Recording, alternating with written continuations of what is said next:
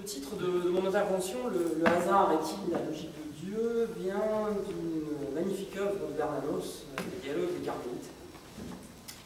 Alors je voudrais dire tout de suite que je ne pense pas du tout que dans l'esprit de l'auteur, le mot hasard employé là ait une quelconque résonance scientifique, mais il se trouve que la formule, le hasard est-il la logique de Dieu, m'a semblé exprimer avec beaucoup de justesse une des fortes interrogations épistémologiques de notre temps, et c'est pour ça que je l'ai mis comme titre. Alors qu'il soit clair que mon intervention va être celle d'un mathématicien, absolument pas d'un théologien, en tout cas dans le sens exigeant que le terme a pris de nos jours, on va dire le sens professionnel du terme, bien que, comme ça a déjà été rappelé, l'historien proclame avec insistance que celui qui prie est théologien. Et de ce fait, ce dont je vais parler, dans ce dont je vais parler, je ne prétends pas exposer plus que des considérations générales et proposer en conclusion peut-être une intuition, le mot me paraît un peu fort, qui demanderait à être vérifié, étayé pour prendre un sens dans une réflexion plus globale. Alors en fait, je voudrais commencer par dire qu'il y a toujours, à mon sens, un écueil qui menace un scientifique quand il aborde une thématique comme science et religion, c'est celui de vouloir forcer la fusion entre différents niveaux de connaissances, fusent de manière inconsciente, sous prétexte de fuir un séparationnisme qui mène quasiment inévitablement à une certaine schizophrénie, ça a déjà été évoqué plusieurs fois. On arrive à l'inverse trop facilement à la recherche, là aussi consciente ou inconsciente, d'un concordisme qui risque de s'obtenir au prix d'approximation et de confusion. Et le risque en question me paraît spécialement accentué par un mathématicien à cause du statut particulier des objets et des raisonnements mathématiques à l'intérieur du corpus des connaissances humaines. Ce statut a souvent conduit au cours des siècles à affubler les connaissances mathématiques d'une aura mystique qui fait qu'il est difficile maintenant de prétendre facilement s'en affranchir. La lignée pythagoricienne est toujours très présente dans la mémoire collective, en tout cas dans la mémoire collective des mathématiciens. Et quand nous parlons de mathématiques, même chez des gens qui prétendent se situer tout à fait hors d'un discours religieux, on n'arrive pas forcément à sortir de cet attracteur. Alors j'en veux pour preuve, par exemple, l'utilisation à répétition qui a pu être faite du théorème d'incomplétude de Gödel, une utilisation qui peut être tout à fait raisonnable, comme par exemple dans les dialogues entre le mathématicien Alain Cohn et le biologiste Jean-Pierre Changeux. Je prends exprès un exemple de gens qui sont athées, enfin en tout cas qui se proclament athées, pour dire que même à l'intérieur de ce cadre art religieux apparaît disons, une certaine aura mystique qui entoure les connaissances mathématiques. Alors qu'elle soit contrôlée, donc, comme dans l'exemple dont je viens de parler, ou pas très contrôlée, comme par exemple dans un célèbre ouvrage qui relie Gödel à Bach et Girard à Escher, ce que le mathématicien Jean-Yves Girard, dans un petit opuscule qui est publié en livre de poche, consacré au théorème de Gödel, appelait la Gödelite, une maladie du XXe siècle. Chez le mathématicien croyant, la tentation est donc forte de chercher à prouver Dieu par les mathématiques. Les plus hardis ou les plus inconscients ont cherché à les utiliser pour démontrer son existence, et les plus raisonnables, ou en tout cas les plus prudents, se limitaient à vouloir cerner un certain nombre de ses propriétés.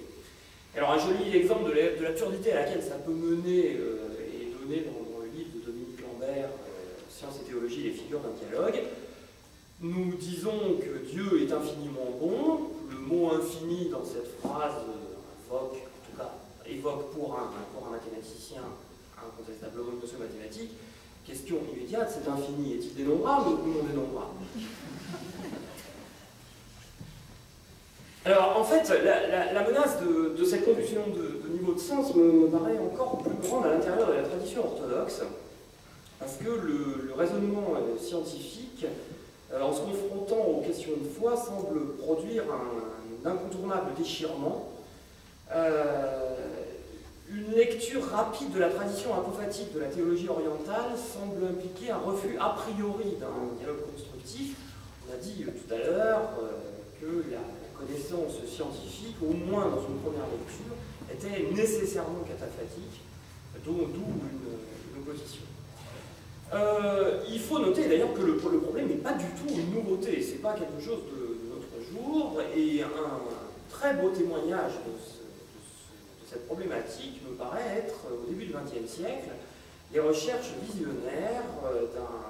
du père Paul Flariensky, un théologien russe mort au Goulag en 1937, qui avait eu une formation mathématique extrêmement poussée au sein de l'école d'analyse fonctionnelle de Moscou, où se produisait un des bouillonnements les plus intéressants dans le lien science et théologie qui a eu lieu en Orient depuis le Moyen-Âge. Et par exemple, pour illustrer que le problème n'est pas nouveau, les recherches de Paul Flariensky et les écrits de Paul Flariensky sont passés complètement incompris par un esprit pourtant aussi aigu que le théologien Vladimir Grossky, qui les considère simplement comme des fantaisies. D'où en fait, à l'intérieur de ce conflit entre la tradition apophatique de l'Église et puis une lecture uniquement cataphatique de la science, une dérive qui me paraît facile, et particulièrement, pour illustrer ça aussi localement dans notre temps aujourd'hui, particulièrement dans les temps troublés de la sortie de l'ancien régime soviétique, qui amène trop facilement vers un fondamentalisme plus ou moins bâtard, comme on peut le trouver par exemple dans de multiples sites internet. J'ai été absolument stupéfait en préparant un article il y a quelques mois, et en regardant dans les sites internet russes, donc des différentes paroisses, disons des différents sites internet qui parlaient, en liaison avec l'Église orthodoxe, de voir une multiplication de sites qui parlaient de ce lien science et théologie, mais d'une manière absolument inacceptable, qui se traduit soit par une condamnation sans appel de toute modernité et donc de la science qui en est l'emblème. C'est un peu ce qui a été évoqué tout à l'heure par Roumanie. Je suppose que le problème en Russie est encore plus accentué, l'histoire ayant été encore plus longue, la coupure avec la tradition et l'enseignement religieux ayant été encore plus longue, soit plus fréquemment, s'il n'y a pas donc ce refus de la modernité, une récupération avec une caution soi-disant ecclésiale qui part des fois dans des délires assez douteux, qui prétendent alors en vrac que des avancées scientifiques étaient inscrites dans la Bible ou dans la tradition. Alors j'ai relevé par exemple un site qui est un peu caricatural, je ne donne pas de détails dessus, qui affirme que Saint Basile connaissait la gravitation universelle avant Newton. Bon, c'est le genre de choses qu'on trouve. Alors cela dit, je voudrais quand même, avant de conclure ce paragraphe, ne pas vous laisser sur une impression totalement noire quand même de ce que j'ai trouvé, donc toujours dans le même cadre. Je voudrais mentionner par exemple, pour donner un exemple précis, une conférence qui a été prononcée à Moscou à la demande de l'Office de l'éducation religieuse et de la catéchèse du patriarcat, donc un office tout à fait officiel de l'Église. Une conférence prononcée par l'higoumène Johann Ekonomtsev qui est intitulée « L'orthodoxie et la science au seuil du troisième millénaire », où il déclare « Ce n'est pas se détourner du point de vue de la connaissance scientifique qui est nécessaire, mais d'aider les scientifiques à prendre conscience de l'unité du processus du monde, à se tourner vers Dieu, créateur et organisateur du monde, à spiritualiser la science. » Cette position de bon sens me semble, elle, un viatique pour notre époque. Alors en fait, il est d'ailleurs possible que la souffrance duale qui provient du conflit que j'évoquais entre le mystère des mystères et une construction rationnelle d'un corpus scientifique soit en fait nécessaire et constructive. il me semble, d'abord, c'est en fait ce qui a été évoqué tout à l'heure, et votre réponse, Père Thierry Magnin, allait un peu dans ce sens-là, cette réponse en parabole, donc en interrogation, mais je dirais aussi, enfin, j'ai été étonné tout à l'heure que ne soit pas évoqué le fait que ce déchirement, cette nécessité sans arrêt de joindre les deux bouts, qui est en partie une souffrance, elle a été évoquée tout à l'heure de manière très positive, qui me paraissait un peu éthérée. Ce déchirement peut être, à mon sens, tout à fait constructif dans la construction spirituelle du scientifique. Et il me semble que c'est en particulier ce que peut nous apprendre la tradition orthodoxe. La voie est moins de chercher une connaissance positive sur Dieu, que nous proclamons à chaque liturgie inaccessible et incompréhensible, qu'une philosophie du monde qui nous mette en condition pour participer au mystère. Et à mon sens, cette philosophie, elle n'est pas sans lien avec celle qui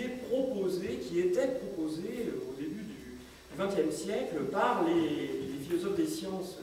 en Occident, et en particulier, par exemple, par un philosophe comme Léon Brunswick, qui avait très bien, à mon sens, souligné la valeur ascétique potentielle du travail scientifique. Je cite une phrase très marquante de Léon Brunswick.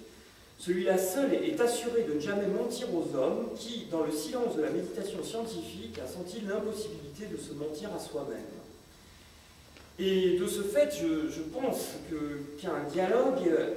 entre la science et la théologie reste toujours possible, mais par la médiation de la philosophie.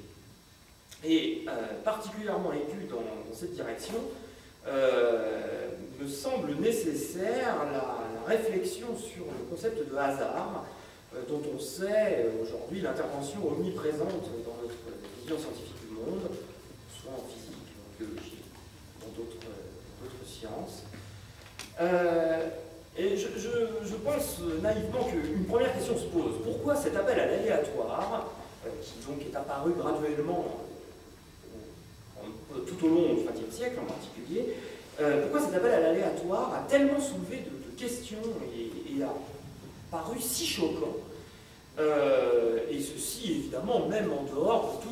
toute référence religieuse dogmatique. On pense, on cite un exemple très célèbre, le fameux Einstein, Dieu ne joue pas au dé. Qu'est-ce qu'il y avait de si choquant à imaginer Dieu jouant au dé? Et à mon sens, le problème réside en particulier dans le fait qu'on a toujours compris l'expression au hasard comme un synonyme de l'expression n'importe comment. Et de cette identification sont sorties beaucoup de confusions, qui d'ailleurs, pour faire observer les choses, pouvaient conduire à des conclusions tout à fait opposées. Par exemple, ceux qui sont emparés du hasard présent dans l'interprétation de la théorie darwinienne ont voulu en faire une arme du matérialisme pour soutenir le matérialisme. Puisque la sélection naturelle dépend du hasard, cela s'oppose à l'existence d'une finalité extérieure aux conditions imposées par la matière. Mais à l'inverse absolu, ceux qui ont sauté, pour ainsi dire, sur le hasard quantique irréductible, y ont vu au contraire la marque d'une décision prise dans un lieu transcendantal. C'est peut-être d'ailleurs le lieu de rappeler que le calcul des probabilités a dû louvoyer pour être toléré dans la pensée marxiste, dans l'interprétation de la pensée marxiste en URSS dans les années 20 et 30, pour être accepté, toléré par le régime, sous la forme alambiquée suivante: le hasard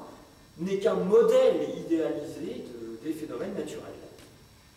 Et en ce sens, la doctrine soviétique s'ancrait tout à fait dans un déterminisme de type laplacien, ce qui impliquait d'ailleurs le refus l'art absolu de la mécanique quantique. Alors en fait, je pense que notre conception scientifique du hasard aujourd'hui a complètement dépassé ces clivages, et nous acceptons de ne rien affirmer de positif sur cette notion, sauf peut-être une chose, c'est qu'il y a en elle toujours plus que nos affirmations.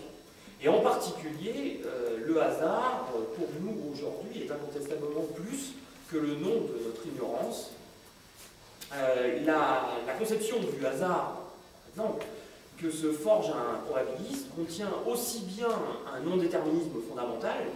qui lui donne sa raison d'être, qu'une possibilité, pour ainsi dire, de finalité déterministe sous la forme, par exemple, de théorème limite. Si on regarde, pour donner un exemple précis, un cas très élémentaire, si vous lancez une pièce de monnaie, évidemment, vous ne pouvez absolument pas affirmer, vous ne pouvez absolument pas prédire si elle va tomber sur pile ou sur face. Mais à la limite, autant qu'on donne un sens à cette expression-là, face et pile seront apparus le même nombre de fois. De quelle nature est le lien qui relie les différents lancers pour pouvoir affirmer qu'on a ce phénomène limite qui fait que si vous lancez un très grand nombre de fois votre pièce, eh bien, à peu près la moitié des fois vous obtiendrez pile, l'autre moitié vous obtiendrez face, alors qu'à chaque coup vous n'êtes absolument pas capable de dire si vous allez obtenir pile ou face. Et du coup, dans un sens, je me demande si le hasard n'est pas la notion la plus apophatique, pour reprendre ce mot-là, de la science contemporaine. Et j'en arrive à la conclusion qu'une épistémologie du hasard semble être un terrain naturel de dialogue avec la théologie, tout spécialement celle de l'éthique d'Orient. Et pour conclure, je me demande si accepter le hasard, ce n'est pas aussi nécessairement retrouver un peu de cette innocence que Saint Jean Chrysostome appelait de ses voeux. Merci.